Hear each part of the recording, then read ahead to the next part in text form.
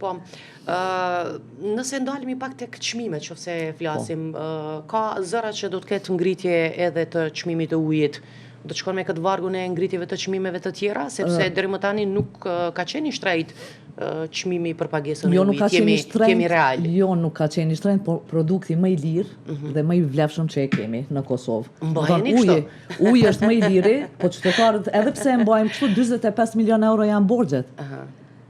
Ne kemi bërë kërkesë për rritje të çmimit të ujit për shkak të shpenzimeve operative shumë gjërave të tjera, por ka mbet autoriteti rregullator për shërbimet të ujit të vendosë a do të ketë apo jo rritje të çmimit të ujit dhe gjithçka mbetet te ta, sepse ata janë përgjegjës për tarifat e shërbimeve të ujësjellësit dhe kanalizimit.